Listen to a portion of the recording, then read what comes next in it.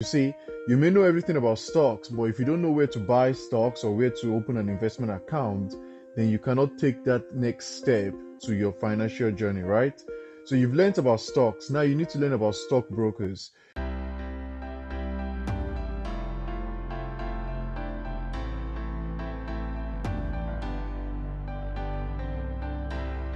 Hi everyone, welcome to Market Mondays. On Mondays we talk about the stock market, how to invest, what's happening. So today we are going to be talking about stock brokers. You see, in the past I've talked about how to begin to invest in the stock market, what a stock is, what to buy, whether stocks, ETFs or index funds, you know.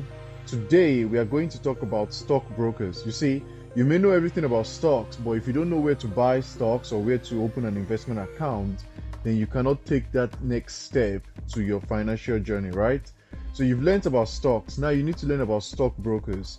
So stockbrokers are the middlemen between you and the company you want to buy, or you and the fund you want to buy. That's why they are very, very important. So let's say, for example, you want to buy some groceries. The grocery store is where you go to. In some places you may be able to go directly to the farmer, but most of the time we go straight to the grocery store. We buy it there because the grocery stores are the middlemen between us and the farmers or the suppliers of those groceries. So think of stockbrokers as that. They are the middlemen between us and the companies that we want to invest in. These are the same companies that will help us achieve financial freedom, financial independence. Okay? So when you think of stock brokerages in Switzerland, companies in Switzerland, you have to think of them under three main headings or three main categories. The first will be the banks. Okay, so most banks in Switzerland have got some way you can invest in stocks through them. The second will be Swiss-based stock brokerages. Okay, and then the last will be international brokerages that you have access to although you live in Switzerland. So you could have access to them even if you don't live in Switzerland. So those are the three main groups. Now let's start with the simplest ones, the banks. Stay away from them. So now that's just my recommendation, by the way. And the reason is this: their fees are very high and it's almost never worth it. They are too expensive, and the transaction fees, the custodian fees, all of that, like, it's just never worth it. I'm yet to find a bank that makes it worth it to invest with them here in Switzerland in terms of stocks investing. Okay, they are good for opening an account, the checking account or a savings account and all of that. But when it comes to investing in the stock market, it's actually quite expensive to do it through the banks. Okay, so we've gotten the first ones out of the way. Now let's come to Swiss-based companies. When you're talking of Swiss-based companies, you've got three that are worth mentioning. The first one is Corner Trader. Okay, so Corner Trader is a bank. It's very common here in Switzerland. It has a very good reputation. The second one will be Swissquote. They're also very good. They have a very, very good reputation. And the last one will be Saxo Bank. Okay, I'm going to do another video where I review each of these companies separately, individually. So I'm not going to go into their history, their origin, their pros and cons today. I'm just giving you an overview and what to think about when it comes to stock brokerages. In the next video, we will break them down individually to talk about each of these companies. Okay, so three Swiss companies to think about when it comes to stocks. First one being Corner Trader, second one being Swissquote, and the last one being Saxo Bank. Now let's go to the third group of stock brokerages. This will be international companies. The first one, Interactive Brokers. The second one will be DeGiro, which is my personal favorite. And then the last one will be eToro. Okay, so those are the three international companies. There could be more than this as well, by the way, to all these different groups. There are more than that, but these are the ones worth mentioning, that if you're going to even begin your journey into investing, you should start at those ones. Okay, so now I've given you the top ones to think about. So if you want to decide which of these companies to go with, and we're going to break this down even more, and I'll tell you my best recommendation based on your specific requirements. But today I want to tell you what to think about when it comes to choosing a stock brokerage. The first thing, very, very important, you have to think about the fees. You see, the fees are going to eat into your investments. So if you are paying a lot of fees to have an account with them, it's going to be a problem for you. Okay, so number one, think about the fees. And when it comes to fees, there are two aspects of fees you need to think about. The first one is the custodial fee. That's the cost of having an account with them. They can charge you this fee once a year, or it can be quarterly, or it can even come as a form of an inactivity fee, which means if you don't invest that month or that quarter, they charge you a fee for it. So it can be like you pay a fee every year, like 90 francs or 60 francs or something to have an account with them, or it can be if you don't invest every month or every quarter, then you pay 15 francs or something like that. So you have to invest regularly. Now this may not sound like a lot of money, but over time it can really add up to quite a lot of money. So you have to think about the fees. So that's the first aspect of fees to think about: custody fees. The second one is transaction fees, and these are even bigger in my opinion than custody fees, because transaction fees are the fees that you are charged by the stockbroker to buy stocks, ETFs, or index funds. So let's say you bought 100 shares of Apple. How much did you pay to have access to those? If you bought 100 shares of VWRL, the Vanguard All Markets Index Fund, how much did you pay to have access to that? So transaction fees are very, very important. And under transaction fees, Swiss-based companies, Swiss-based stocks will be different from international stocks.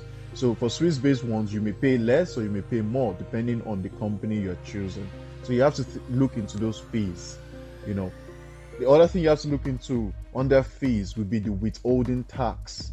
There are some companies, especially Swiss-based companies, where the withholding tax is like 35%. It's paid to you if you declare it, depending on your income bracket and all that. Talk to your tax accountant about that. But you also need to think, is there going to be withholding tax or not? You have to really think about that. Okay. Now, number two. So first one, fees. Number two, liquidity or availability of stocks or funds. So you need to choose a stock brokerage that has got all, as much as possible, if not all, the funds you want access to. And I would go with ones that have got a lot of funds and a lot of stocks, because then it means you can easily find access to the stocks and funds you're looking to buy. But even another level from that is liquidity, which means that lots of people are using that platform as well. So the stock brokerage has got access to lots of volume. They've got lots of these shares that you want to buy. Because the last thing you want is to have an illiquid stock brokerage, which means you want to buy it today and it takes forever for it to go through. You don't want that. You want something, you buy it, it's readily available, and it goes through. You want to sell, there are buyers waiting for you. You want to buy, there are sellers waiting for you. Especially in a market downturn, illiquid stock brokerages can go bankrupt. So you want the bigger the stock brokerage, the better, because then they are probably more liquid. Number three would be reputation. You must go with a company that's got a good reputation. You see, this is very easy to find. Check the reviews, check how they treat people. Reputation is very, very good and very important. If they have a history of fraud or just bad management and all of that, you don't want that. If they have a history of not being liquid enough, you don't want that. You want the best of the best, because this is your financial investment we're talking about. It's your future. You want a good stockbroker, and that's why I've given you the top three in Switzerland and the top three for global, if you're living in Switzerland, that you can have access to. Okay, those are the ones with the most reputation that I'm aware of, based on online reviews and recommendations. Number four would be customer support. You want a company that when you reach out to them, they answer you. You don't want a company that you reach out to them and weeks later they haven't resolved your issue. Okay, it's going to be problematic. So let's say you put in a purchase order and it doesn't go through, but your money seems like it's gone, but the order hasn't reflected on your account, or if your app is having an issue, you want to be able to reach out to them, hey, I need some help, and they should reply you as soon as possible, within 24 hours, maximum 48 hours. Okay, so their customer support is very, very, very, very important. You have to check, do they have good customer support? Do they reply on time? Do they guide you and help you when you have problems? And you will see this based on what other people have said. So you don't have to go through the experience to find it out. You can check reviews online. And lastly, you want a stock brokerage that has very good insurance protection. It's known as the FDIC, which is the Federal Deposit Insurance Corporation. It's an organization which mostly in America, but they set a limit on how much the stock brokerage can insure your investments. So you really want one that has got a good amount, whether it's 250,000 that they insure, whether it's 100,000, doesn't matter. Based on your needs, you find out. Make sure that they have insurance. If they don't, stay away. Stay as far away as possible.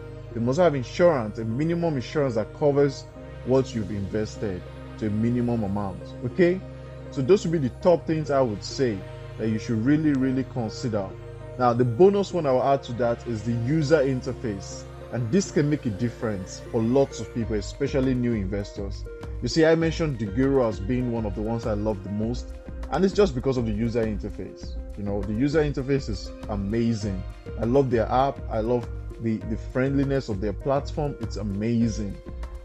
Some other ones are a bit more difficult to buy and sell. They're too technical for most people. So you want something that is very easy to use. Easy to buy, easy to sell. eToro is also very easy to use. Those are some ones that I've tried that are very good. The other ones are also very good, but I'm not going to go into that today. I'll talk about the reviews of them some other time. So just a quick recap. The things you need to think about when it comes to choosing a stock brokerage. Number one, fees, and under fees, the custody fees and the transaction fees.